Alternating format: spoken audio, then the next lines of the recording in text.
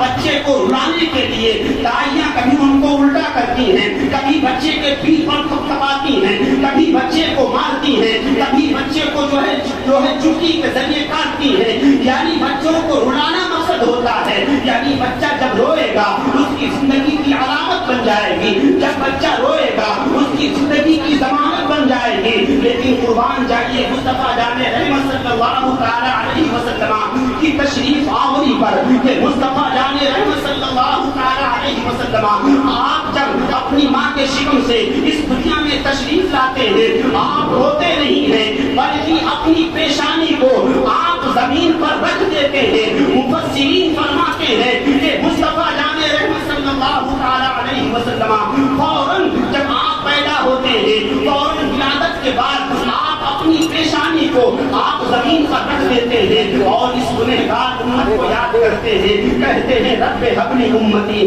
رب حبلی امتی، اے میرے رب میری امت کو میرے حوالے فرما دے. یہاں پر میں آپ کے ذہن کو کھولنا چاہوں گا.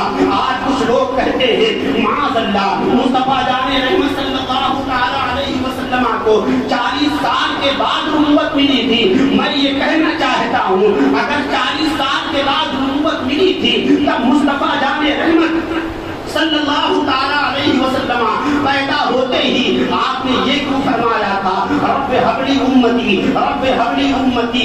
یہاں پر جو ہے لوگ شک میں پڑ جاتے ہیں. لیکن آؤ میں حضرت عیسیٰ علیہ الصلوۃ والتسلیم کی بارگاہ میں لے کر کے چلتا ہوں. حضرت عیسیٰ علیہ الصلوۃ والتسلیم کی جب ولادت باسعادت ہوتی ہے تو آپ کیا کہتے ہیں کہ آپ فرماتے ہیں کہ آپ فرماتے ہیں کہ آتانی الکتاب وجعلنی نبیّا، اللہ تبارک و تعالیٰ نے مجھے کتاب عطا فرمائی ہے اور میں اللہ کا پیغمبر ہوں. عمر کتنی دن ہے؟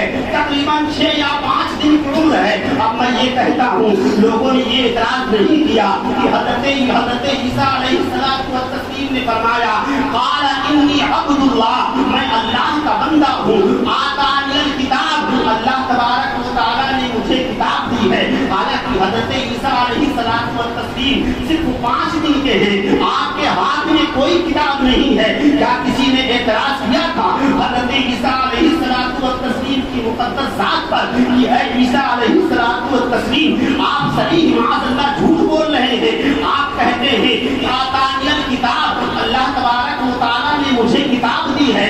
صرف 5 دن کا بچہ یہ کہہ رہا ہے کہ اللہ نے مجھے کتاب دی ہے.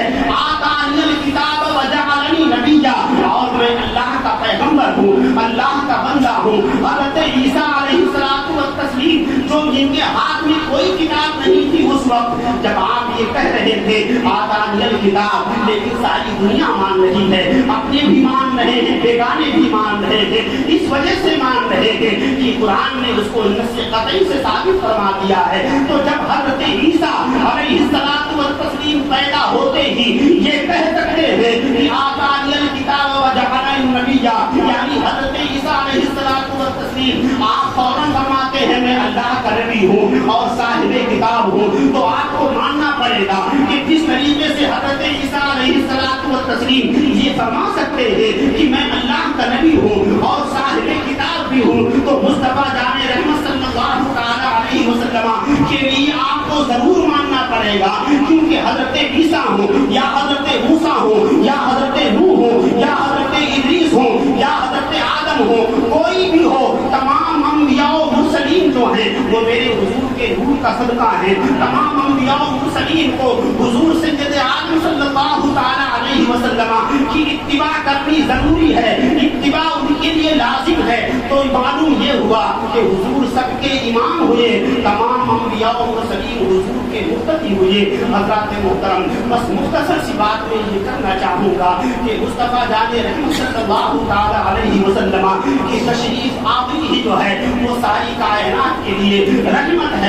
آقا دو جہاں صلی اللہ تعالی علیہ وسلم کی جب تشریف آوری ہوتی ہے پورے مکے میں اس وقت جو ہے جتنے گھروں میں ولادت ہوئی تھی اللہ تبارک و تعالی نے سارے گھروں کو جو ہے لڑکا ہی عطا فرمایا ہے. پورے مکے میں اس دن جتنی ولادتیں ہوئی تھی، اور روایت میں آتا ہے کہ اس دن کئی ایک ولادتیں ہوئی تھی، لیکن کسی کے ہاں بیٹی نہیں کیا اللہ تعالیٰ نے، کیونکہ بیٹی جو ہے اس وقت مایوس سمجھی جاتی تھی۔ بیٹی جیسے پیدا ہوتی تھی لوگ اس کے گلے کو دبا کر کے اسے ختم کر دیا کرتے تھے۔ اللہ تبارک و تعالیٰ کی مشیت کو یہ گوارا نہ ہوا کہ میں اپنے حبیب صلی اللہ علیہ وسلم کو اس فرش گیتی پر بھیج رہا ہوں، جو میرے مصطفیٰ کے ساتھ آئے گا وہ دبایا نہیں جائے گا، وہ مارا نہیں جائے گا، وہ ختم نہیں کیا جائے گا۔ یہ سب صدقہ ہے حضور سید عالم صلی اللہ تعالی علیہ وسلم کا۔ تو اے لوگوں، جب حضور سید عالم صلی اللہ تعالی علیہ وسلم کی ولادت کی تاریخ آئے تو ضرور اپنی خوشیوں کو مناؤ، ضرور حضور کی بارگاہ میں اپنی خوشی کا اظہار کرو، کیونکہ یہ اللہ تبارک و تعالیٰ کا فرمان ہے، قل بفضل اللہ وبرحمتہ فبذلک فلیفرحوا هو خیر مما یجمعون۔ جب میں تم پر اپنی خوشیوں کو تمام کر دوں، جب تمہارے درمیان میں خوشیوں کو دے دوں، تو اس کے بدلے میں تم خوشیاں مناؤ اور اللہ کی راہ میں خرچ کرو، هو خیر مما یجمعون۔ تمہارا یہ خرچ کرنا تمہارے مال جمع کرنے سے بہتر ہے۔ ہمارے اسلاف نے عید میلاد النبی صلی اللہ تعالی علیہ وسلم کا ہمیشہ اہتمام کیا ہے۔ علامہ ابن حجر اسقلانی فرماتے ہیں کہ ملک عرب کا یہ دستور رہا ہے، عرب والوں کا یہ دستور رہا ہے کہ ربیع الاول کی 12 تاریخ کو تمام عرب میں حضور سید عالم صلی اللہ علیہ وسلم کا میلاد منایا جاتا تھا۔ یہ 200 سال کی بات ہے جب سے یہ حکومت آئی ہے، اس حکومت نے پابندی لگا دی ہے، ورنہ آج بھی مکے اور مدینے میں لوگ اپنے اپنے گھروں میں حضور سید عالم صلی اللہ تعالی علیہ وسلم کا میلاد مناتے رہتے ہیں۔ اب آپ دیکھیں شیخ محمد شاہ احمد الحق محدث دہلوی رحمۃ اللہ تعالی علیہ، ان کے والد گرامی حضرت شاہ ولی اللہ محدث دہلوی رحمۃ اللہ تعالی علیہ، آپ بیان فرماتے ہیں، آپ فرماتے ہیں فقیر کا ہمیشہ یہ معمول رہا ہے کہ جب بھی عید میلاد النبی کی تاریخ آتی ہے، جب بھی حضور کا مہینہ آتا ہے، حضرت شاہ ولی اللہ محدث دہلوی فرماتے ہیں کہ ہمیشہ ربیع الاول کی 12 تاریخ کو ان سے جو کچھ ہو سکتا ہے، اللہ تبارک و تعالیٰ نے مجھے جو کچھ نوازا ہے وہ میں پکا کر کے غریبوں میں اور دوست احباب میں اس کو تقسیم کرتا ہوں، اور کھڑے ہو کر حضور کی بارگاہ میں صلاۃ و سلام کا نذرانہ پیش کرتا ہوں۔ آپ فرماتے ہیں ایک مرتبہ ایسا بھی ہوا کہ تنگی کا زمانہ تھا، غربت کا زمانہ تھا، افلاسی کا زمانہ تھا، اور ربیع الاول کا مہینہ آ گیا۔ اب شاہ ولی اللہ محدث دہلوی فرماتے ہیں کہ جب ربیع الاول کا مبارک مہینہ آیا تو ہوتا کیا ہے، گھر میں کچھ نہ تھا، کچھ جو ہے چند سکے پڑے ہوئے تھے۔ آپ فرماتے ہیں انہی سکوں کا میں نے چنا خرید لیا، انہی سکوں سے میں نے چنے خرید لیے، چونکہ کچھ تھا نہیں۔ لیکن ہوتا کیا ہے، دل کی بات ہوتی ہے، اگر دل میں حضور کا عشق ہو تو حضور چنے بھی قبول فرما لیتے ہیں۔ آپ فرماتے ہیں محبت کی بنیاد پر میں نے چنے کو خرید لیا، اور ان چنوں کو میں نے پکایا، اور پکانے کے بعد جو ہے میں نے دوستوں میں نے غربا میں تقسیم فرما دیا۔ لیکن آپ فرماتے ہیں مجھے بے انتہا افسوس تھا۔ ہوتا یہ ہے کبھی غربت کا زمانہ آتا ہے، ایک آدمی ایسا ہے کہ ہر سال جو ہے جشن عید میلاد النبی مناتا ہے، بڑے اہتمام کے ساتھ مناتا ہے، لیکن ہوتا یہ ہے کہ کبھی وقت کروٹ لیتا ہے، اس کے پاس مالی حالات اچھے نہیں ہوتے ہیں، تو وہ کہتا ہے کوئی بات نہیں ہے، پہلے جب مالی حالات اچھے تھے تو بہت اہتمام کے ساتھ منایا کرتے تھے، آج مالی حالات اچھے نہیں ہیں، جو کچھ اللہ نے نوازا ہے سب کچھ اللہ کے اختیار میں ہے، صاحب سبب بنانا یہ اللہ کے اختیار میں ہے، اور مال کو لے لینا یہ بھی اللہ کے اختیار میں ہے۔ تو ہوتا یہی ہے۔ اب حضرت شاہ ولی اللہ محدث دہلوی فرماتے ہیں کہ جب میرے پاس کچھ نہ تھا، میں نے کچھ مختصر سے چنے لیے اور ان کو میں نے پکا کر کے اپنے دوستوں میں اور غربا میں تقسیم فرما دیا، لیکن مجھے افسوس بہت تھا، مجھے غم بہت تھا۔ اب ہوتا کیا ہے، آپ فرماتے ہیں کہ میں کسی رنج و غم میں تھا کہ میں رات کو جب سویا حضور پر درود پڑھتا ہوا سویا، اور جب سویا تو قسمت بیدار ہو گئی، قسمت جاگ گئی۔ میں نے دیکھا مدینہ المنورہ میں اللہ کے پیارے حبیب صلی اللہ تعالی علیہ وسلم جلوہ افروز ہیں، صحابہ کرام जलवा अफरोज हैं। मैंने देखा रसूल आज़म सल्लल्लाहु अलैहि वसल्लम की मुक़द्दस बारगाह में जो तोहफे भेजे गए थे, अपनी अपनी हस्बे हैसियत लोगों ने जो रबीउल नूर के मौके पर हुजूर की बारगाह में फुकरा और यतीमों को, अपने दोस्तों को, बेवाओं को जो उन्होंने नवाजा था, अब लोगों ने दिया तो फकीरों को, लोगों ने दिया तो गरीबों को, लोगों ने दिया तो यतीमों को और मिस्कीनों को, लेकिन वो हुजूर की बारगाह में रखा हुआ है। हज़रत शाह वलीउल्लाह मुहद्दिस देहलवी फरमाते हैं कि जब मैंने देखा हुजूर के सामने तमाम अनवाओ अक़साम के खाने रखे हुए हैं,